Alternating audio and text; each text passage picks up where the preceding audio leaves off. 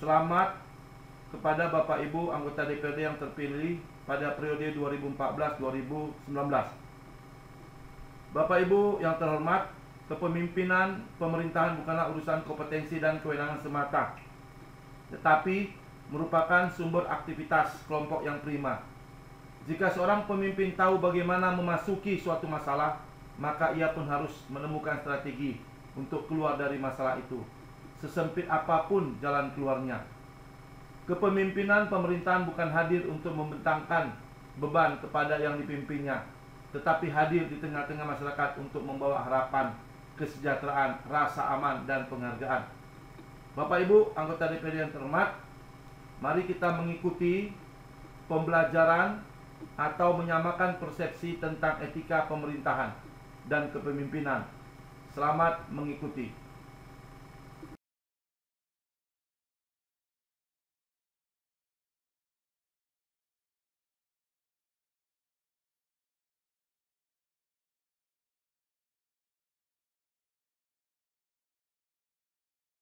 Seperti yang saya sudah sampaikan kemarin, saya ingin kembali menggarisbawahi bahwa era sekarang ini memaksa birokrasi untuk lebih kompeten dan komit dalam menjalankan fungsi dan peranannya. Bahasa kerennya good governance. Ini harus bisa terlaksana secara merata di setiap kanwil, termasuk wilayah kita ini. Hal lain yang juga penting dan sangat penting sebagai syarat terlaksananya good governance adalah prinsip-prinsip transparansi dan akuntabilitas. Jadi setiap skop pekerjaan itu harus bisa terukur baik hasil, pengelolaan, maupun pendanaannya. Untuk itu kita bisa mengacu pada indikator keberhasilan dan prinsip kepentingan publik. Bisa nggak dia? Jangan-jangan omdo lagi. Kita lihat aja nanti, Pak. Tapi enak juga ya punya pimpinan seperti ini. Ada pertanyaan?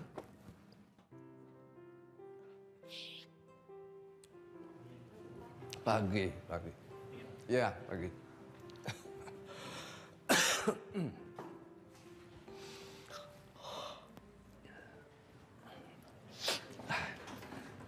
Bos, ada proyek apa nih, Bos? Ya. Mari. Biasa aja. Gimana proyek kamu? Ya, aku orang yang kroco ini, Bang. Bisa mati kutu, Bang. Tuh, bos yang baru. Lagaknya udah kayak orang suci aja. Waktu meeting kemarin, dia itu dengan jelas-jelas melarang karyawan di sini untuk proyek. Apa sih maunya? Ya santai aja. Emang kita doang yang butuh uang. Biasa bos baru. Mesti jaga performa kan? Kayak nggak tahu aja kamu. Jadi, Ya, jalan dulu, Bang. Oke.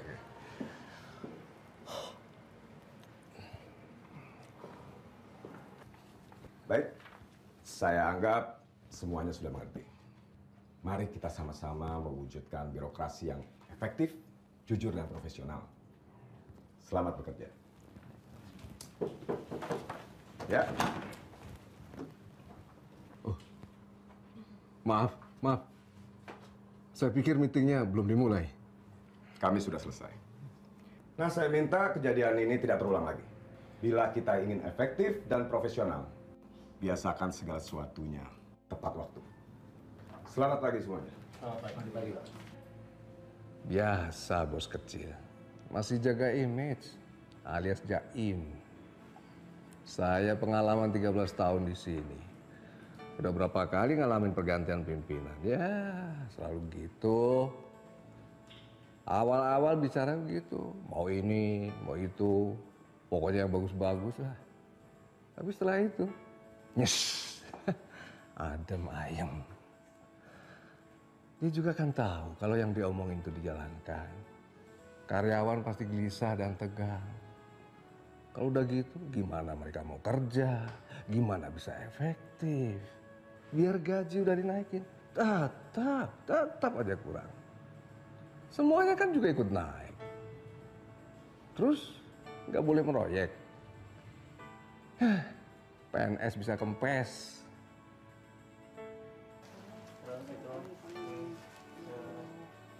Selamat pagi semuanya. Pagi,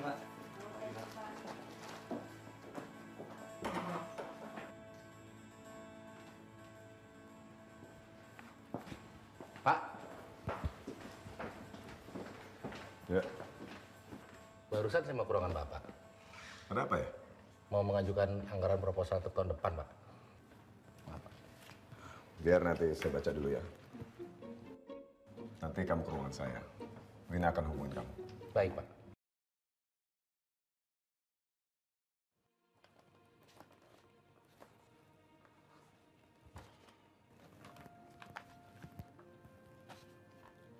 Wina, tolong sebentar ke ruangan saya.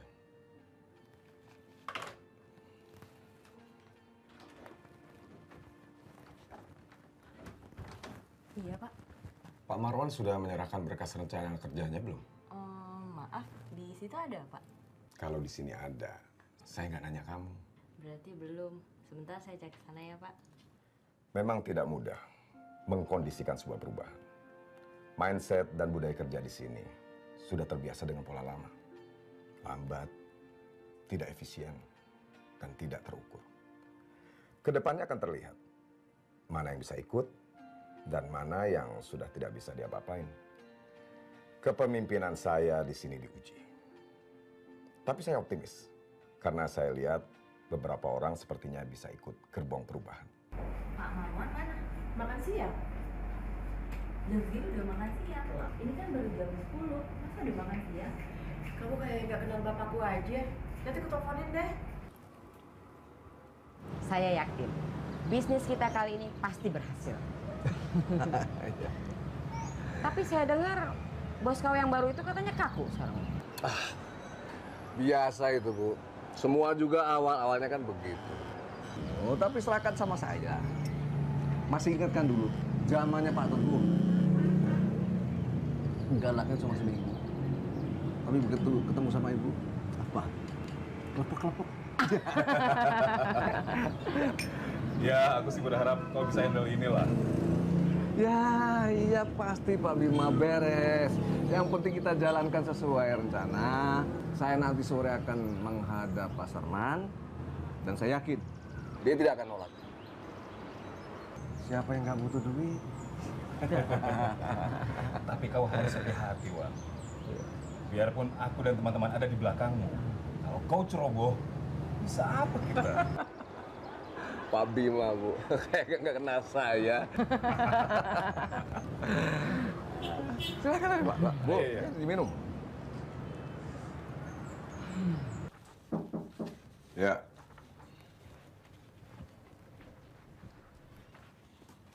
Pak, saya boleh pulang duluan? semua laporan yang saya minta sudah ada. Biar saya pelajari sekalian. Ah, udah, Pak.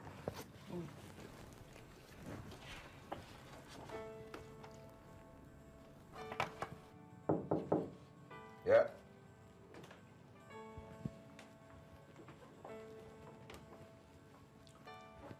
Selamat sore, Pak Sarman. Sore, Pak Marwan. Saya sudah tunggu dari jam 10 tadi. Pas mau pulang, orang datang. Kelihatan ada yang perlu dibicarakan, Pak.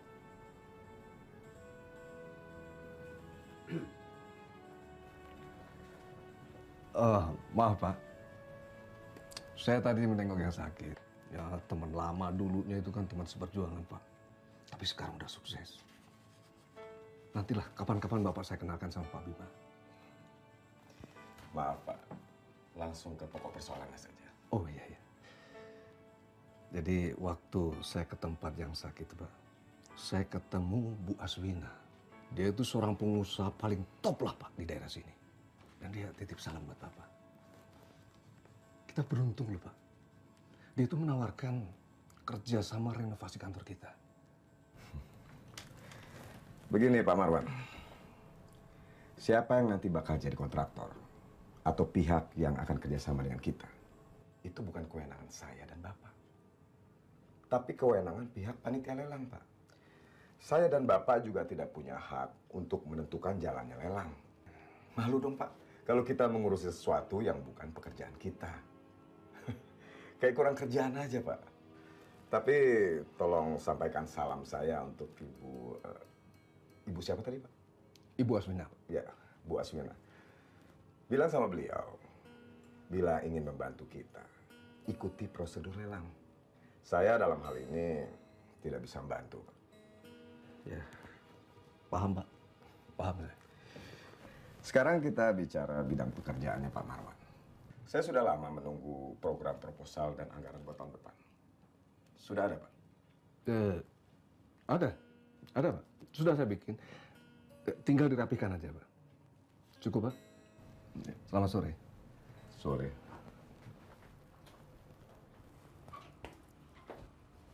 Hai Win. Hai, Rit. Win, aku dengar kemarin sore bapakku kena semprot bapakmu ya? Iya, kamu tuh mestinya di sana nih, seru banget, menegangkan. Itu yang namanya Pak Sarman, nahan emosi ke Pak Marwan. Terus Pak Marwan gimana? Ya aku nggak tahu lah, posisi aku udah di luar. Jadi kamu nguping ya? Itu aja sampai bapakmu ngelototin aku biar aku keluar. Kayaknya kamu bakalan sibuk deh hari ini. Kok? Bapak kamu itu belum memberikan laporan ke bapak aku. Mati aku. Apes banget punya bos males. Aku pasti bakalan diminta untuk bikin rencana kerjanya. Padahal itu kan tugasnya dia. Iya, sian kan? Jadi, kita memang punya masalah dalam implementasinya. Tetapi, saya berharap kita bisa meningkatkan keikutsertaan masyarakat. Karena tentu, dengan dukungan masyarakatlah kita bisa menjalankan tertib hukum di provinsi ini. Demikian Pak, laporan saya. Semoga Bapak berkenan. Terima kasih. Silakan. Terima kasih Pak. Sepertinya kamu sudah jadi konco-konconya Iman. Balik juga kamu nanti ngerengek-rengek lagi. Biar diajak meroyek kayak dulu. Silakan Pak Marwan. Baik Pak. Selamat pagi semuanya. Pertama-tama saya ucapkan terima kasih yang sebesar-besarnya atas waktu yang telah diberikan. Demikian juga atas kepercayaan yang telah saya terima sehingga memungkinkan saya berbicara di sini untuk menyampaikan apa yang disebut sebagai rencana kita selama setahun ke depan. Untuk jelasnya saya akan Maaf Pak. Silakan langsung saja. Oh, maaf Pak Sarman. Selaku pimpinan kita yang baru di sini. Baiklah, saya akan langsung saja memaparkan rencana yang telah saya susun ini. Adapun rencana saya ke depan. Pak Marwan, kalah-kalah kau rupanya ya. Hati-hati kau. Bisa-bisa Bu Aswina akan cari jenderal lapangan baru untuk gantikan kau. Jangan dong Pak. Masa habis manis Pak dibuang. Pak Bima bercanda Pak. Mana mungkin lah kita mau buang Pak Marwan, ya?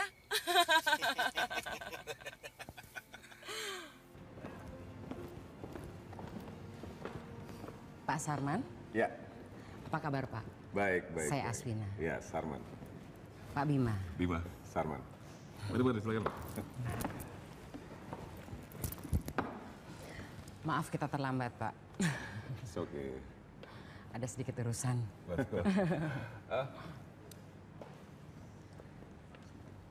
Pesan minuman yang lain, Pak?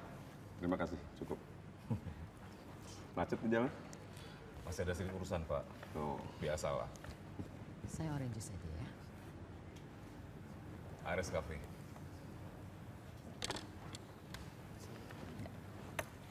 Akhirnya kita ketemu juga, Pak. Semoga Bapak betah tinggal jauh dari Jakarta.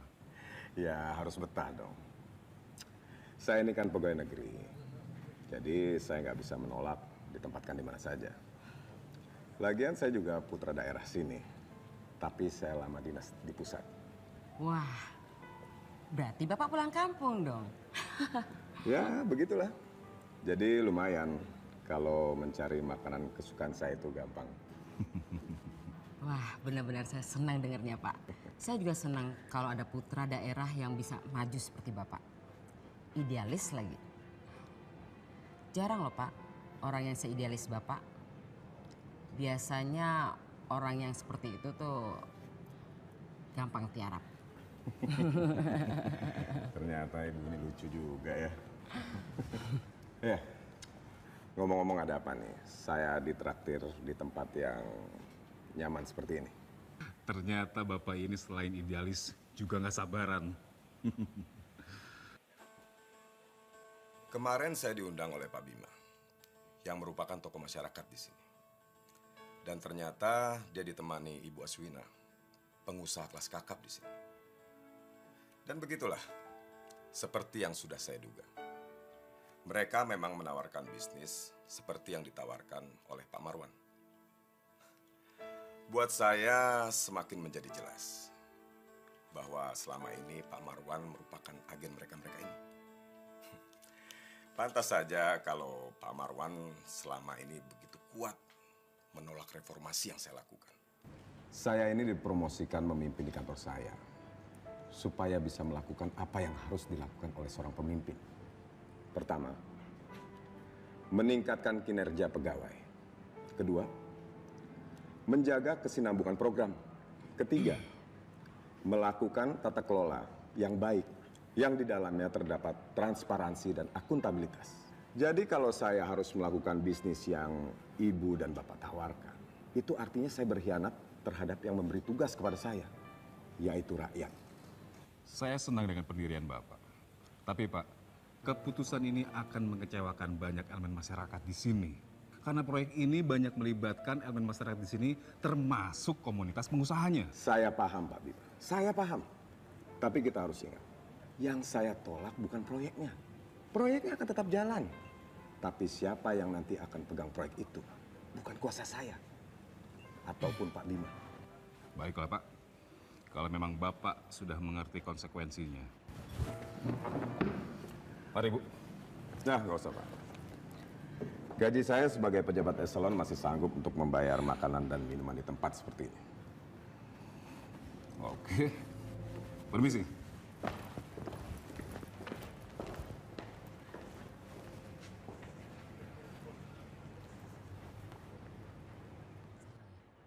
Sebentar lagi kita akan menuju Mahkamah Tinggi untuk menemui kepala wilayahnya. Kita mau protes kebijakan dia yang terlalu memihak ke pusat. Ini tidak adil. Di era otonomi daerah ini kita berhak atas perlakuan adil. Setuju? Setuju! Kita atas nama asosiasi menegakkan bahwa kita menolak kebijakan yang tidak percaya pada kemampuan daerah. Setuju? Setuju! Hidup putra daerah! Jadi gimana, Pak? Hidup putra daerah! Seperti yang saya sudah duga. Ya sah-sah aja kalau dia menyatakan pendapat. Nama juga demokrasi. Hati-hati. Jangan kaitkan saya dengan demo kemarin. Saya ini memang pengusaha yang bergabung sama Aspeda. Tapi saya nggak terlibat sama sekali. Saya udah coba cegah. Ini bukan Jakarta yang sebentar-sebentar demo. Saya paling tidak suka ketegangan. Saya lebih suka yang harmonis. Ibu benar Pak. Saya kenal Ibu Aswina. Jadi nggak bakalah beliau melakukan hal yang seperti itu. Walaupun saya merasa apa yang dikhawatirkan oleh asosiasi ada benarnya juga, Pak. Maksud Bapak? Ya, sebagai putra daerah, saya merasa tidak ingin ada kebijakan yang tidak melibatkan putra daerah, Pak. Kalau memang ada bisnis yang bisa dilakukan oleh putra daerah, kenapa tidak? Saya juga tidak anti putra daerah, Pak. Saya juga lahir dan besar di sini. Yang saya beri penekanan dalam kebijakan saya sebagai pemimpin di kantor saya adalah akuntabilitas yang harus bisa dipertanggungjawabkan kepada publik. Gini aja deh Pak. Seperti yang saya bilang kemarin, saya senang dengan sikap Bapak yang tidak.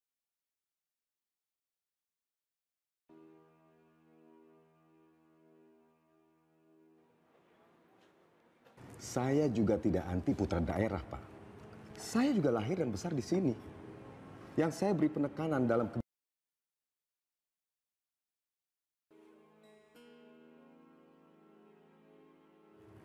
Gimana kalau kita calonkan Bapak sebagai wali kota kita di pilkada tahun depan? Ini track off-nya. Jadi Bapak tidak korupsi. Oh, Bapak nggak terima uangnya? Saya sudah memikirkan penawaran Bapak. Dan setelah saya timbang-timbang, akhirnya saya memutuskan untuk terima tawaran Bapak. Saya yakin Bapak tidak akan menyesali keputusan Bapak. Ya, saya juga punya keyakinan untuk melakukan perubahan di masyarakat, kita butuh power. Dan menurut saya, dengan menjadi kepala daerah, saya bisa melakukan tata kelola pemerintahan yang baik dan benar. Terima kasih ya Pak. Sama-sama. Silakan. Ya.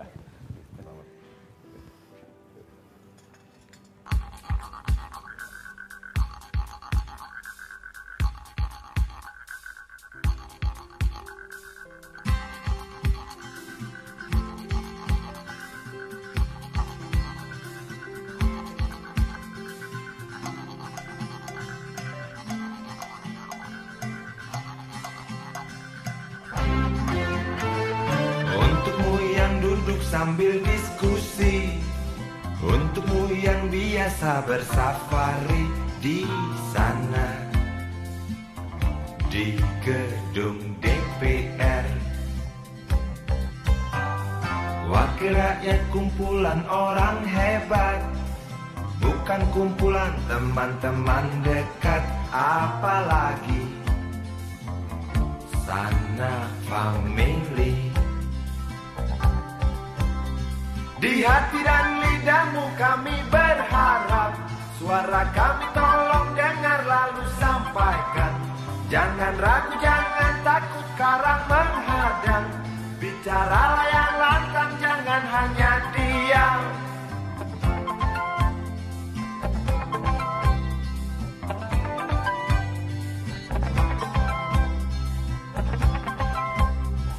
Di kantong safarimu kami titipkan masa depan kami dan negeri ini, dari Sabang sampai Merauke.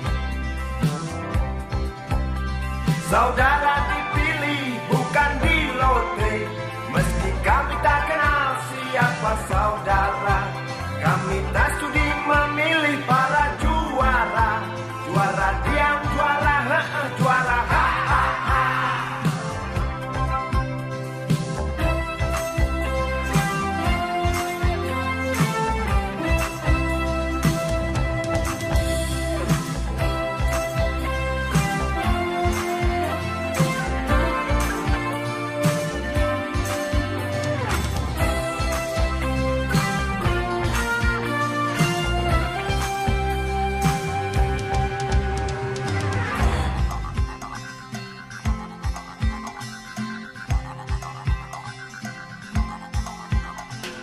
untukmu yang duduk sambil diskusi, untukmu yang biasa bersafari di sana, di gedung DPR. Di hati dan lidahmu kami berharap, suara kami tolong dengar lalu sampaikan. Jangan ragu, jangan takut karang menghadang, bicaralah yang lantang, jangan hanya diam. Betul. Wakil rakyat seharusnya merakyat, agak jangan tidur waktu sidang. Tetapi berhubung dengan belum sehat saya akan bacakan dengan tenang-tenang alon-alon asal pelakon. Saya minta saudara-saudara sekalian mendengarkan dengan bersama. Saudara-saudara sekalian, sebagaimana biasa, maka pada tiap-tiap hari 17 Agustus saya berdiri di hadapan saudara-saudara sekalian. Dulu kali di Stadion Utama Gelora Bung Karno, saudara dahulu selalu dibuka Istana Merdeka. Tetapi sekarang ini, seperti sekarang ini, pada hari ini, di Stadion Utama ini, saya berbicara langsung kepada rakyat seluruh Indonesia.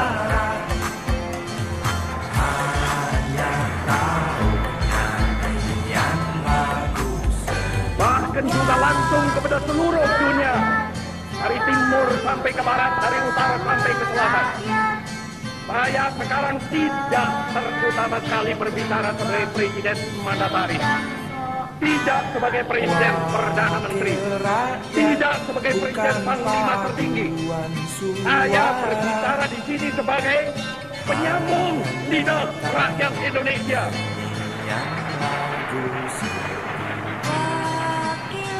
Saya berbicara di sini sebagai presiden pemimpin besar revolusi Indonesia. Dari Sabang sampai Merauke, 4 perkataan ini bukanlah sekadar satu rangkaian kata ilmu bumi. Dari Sabang sampai Merauke bukanlah sekadar menggambarkan satu teokrasi bersih. Dari Sabang sampai Merauke bukanlah sekadar satu geographical entity. Ia adalah merupakan satu kesatuan kebangsaan. Ia adalah satu national entity. Ia adalah pula satu kesatuan kenegaraan. Satu state entity yang bulat kuat. Ia adalah satu kesatuan tekad, kesatuan ideologi, satu ideological entity yang amat dinamis.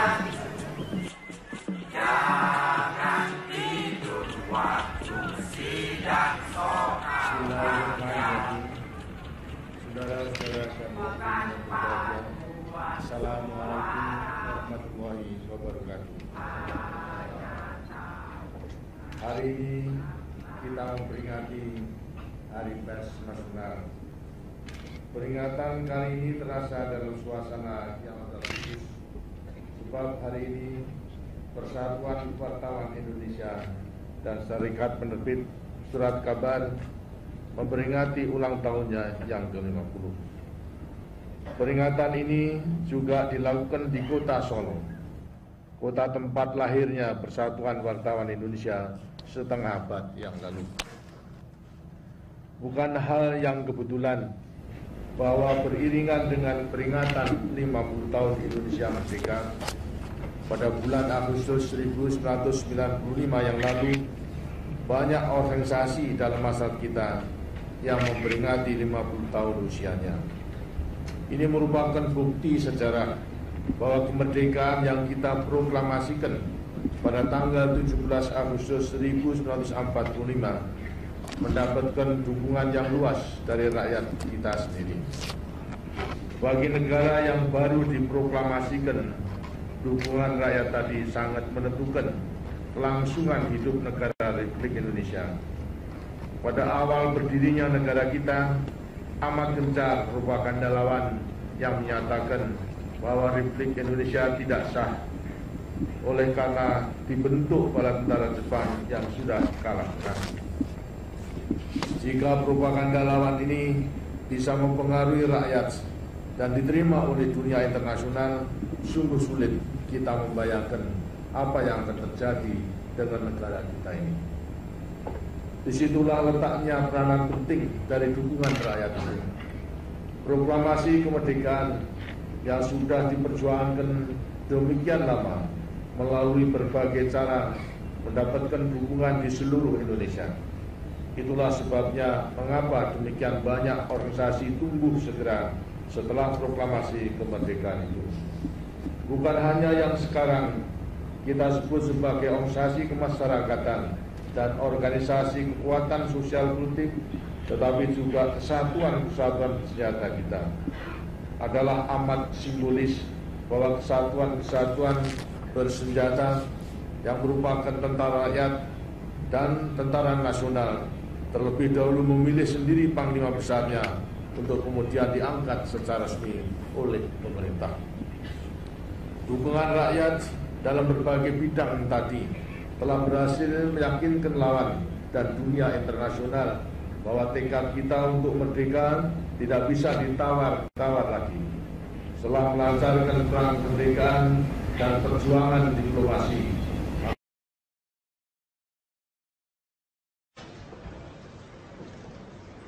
Bismillahirrahmanirrahim. Assalamualaikum warahmatullahi wabarakatuh. Selamat pagi dan salam sejahtera bagi kita semua.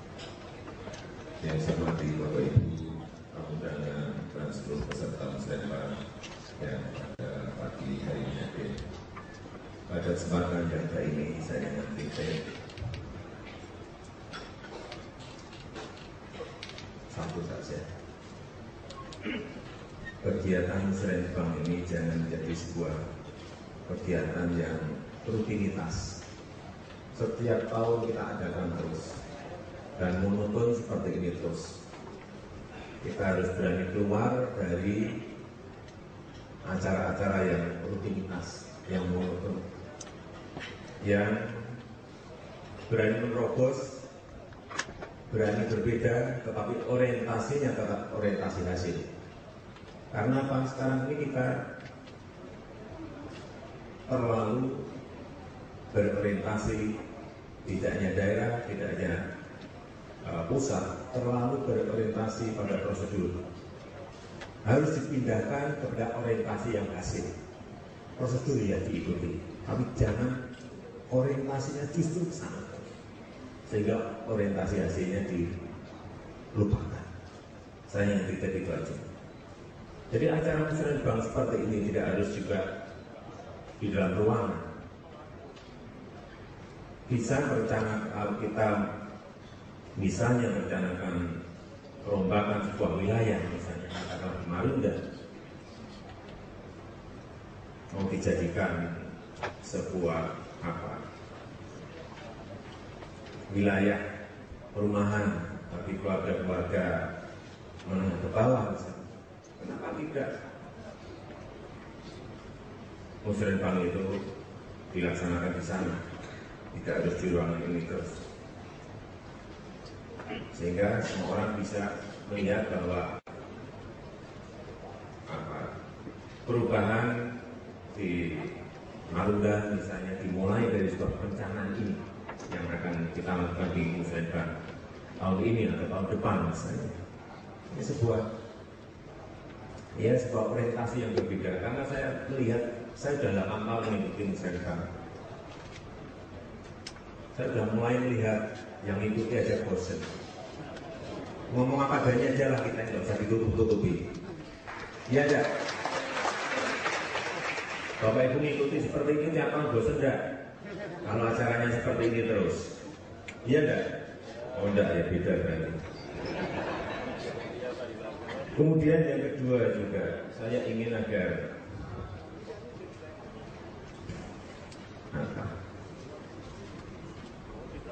hal-hal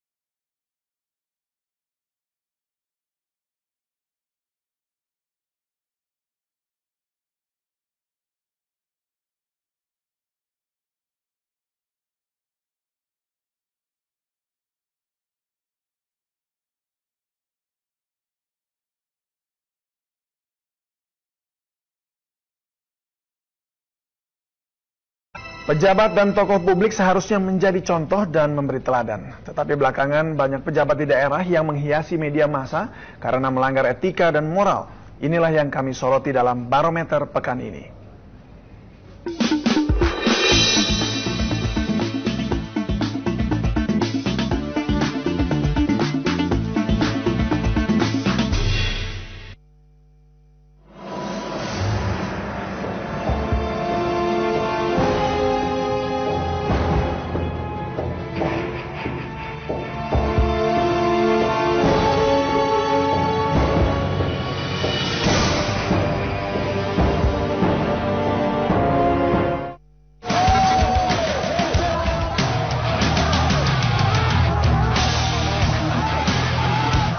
Kawat Berduri berusaha disingkirkan pengunjuk rasa yang menuntut Bupati Aceh mundur dari jabatannya.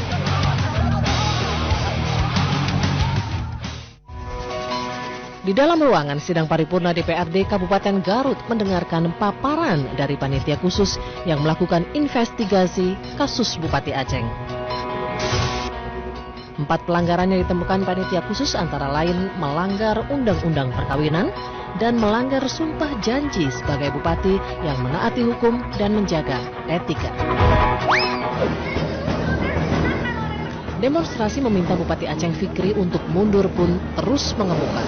Para bupati dan para pendukungnya. Sekarang juga turun bupati, sekarang juga. Tetapi pro dan kontra terus terjadi. Masih ada warga Garut yang menginginkan Aceng Fikri tetap bertahan sebagai Bupati Garut.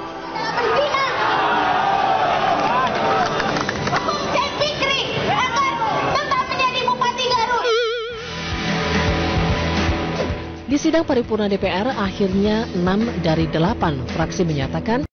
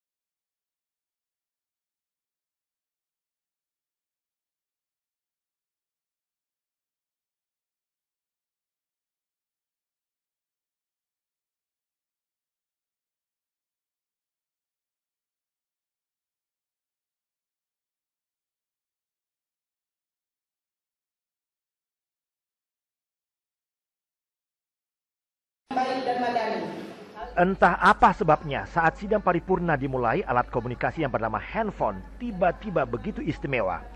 Hampir seluruh anggota DPRD Kota Batam sibuk mengutak-atik handphone saat juru bicara fraksi membacakan pandangan umum terhadap rancangan peraturan daerah Kota Batam. Handphone juga menjadi barang yang sangat menarik bagi sesama anggota DPRD.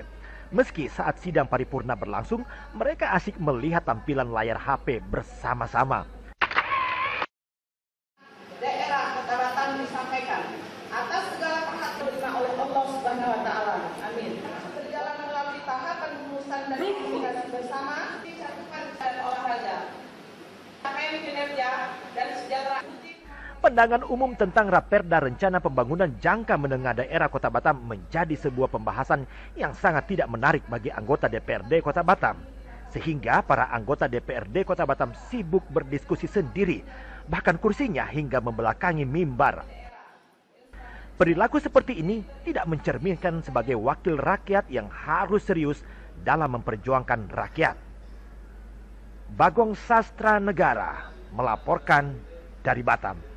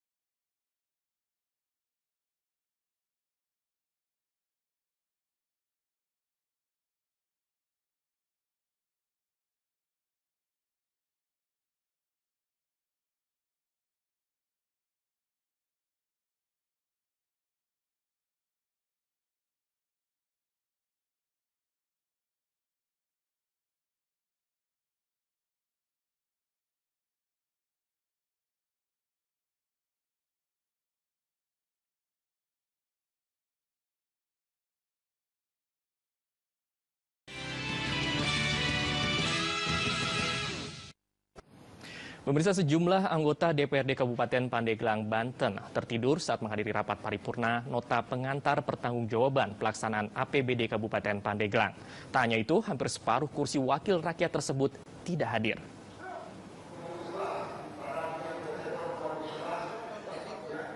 Tidurnya anggota dewan mungkin sudah lumrah di negeri ini, seperti yang tampak di gedung DPRD Kabupaten Pandeglang, Banten. Mereka tertidur saat Bupati Pandeglang, Erwan Kutubi, menyampaikan nota pertanggungjawabannya.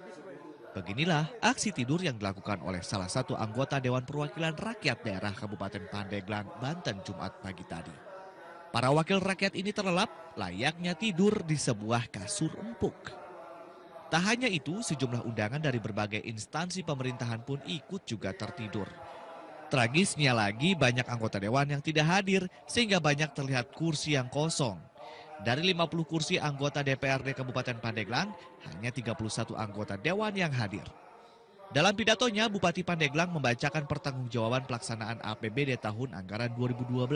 Dan Bupati Pandeglang pun menambahkan laporan keuangan pemerintah Pandeglang dalam hasil laporan Badan Pemeriksa Keuangan mendapatkan predikat wajar dengan pengecualian atau WDP.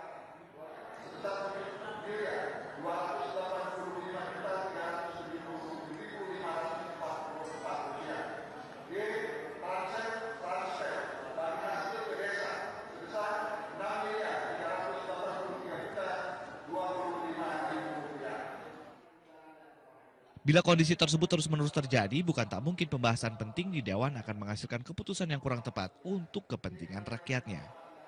Dari Pandeglang, Banten, Iskandar Nasution memberitakan.